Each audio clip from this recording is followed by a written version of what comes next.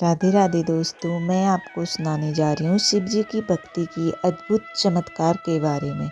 बहुत समय पहले एक गांव में गंगा नाम की एक निर्धन लेकिन अत्यंत भक्तिमती स्त्री रहती थी। वह शिव जी की अनन्य भक्त थी। वह और प्रतिदिन नियम से शिवलिंग पर जल चढ़ाया करती थी।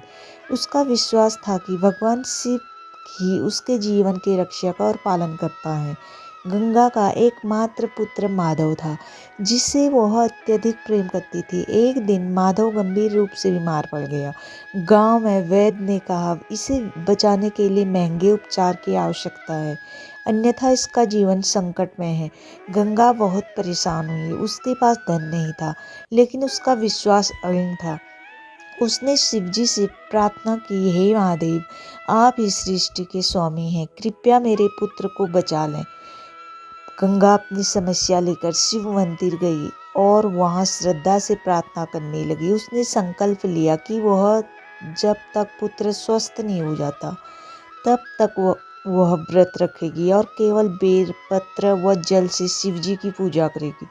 कुछ दिनों बाद एक अजनबी साधु गांव में आए। उन्होंने गंगा से कहा, बेटी, भगवान शिव की भक्ति से इतनी शक्ति है कि यदि सच्चे हृदय से प्रार्थना की जाए तो वे अवश्य कृपा करते हैं। चिंता मत करो, तुम्हारे पुत्र का कल्याण होगा।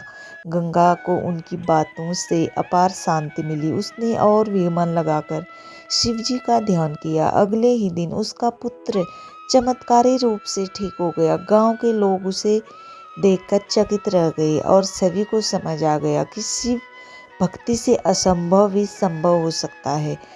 इस कथा से हमें ये शिक्षा मिलती है, भगवान शिव अपने भक्तों की सच्ची भक्ति को कभी व्यर्थ नहीं जाने देते।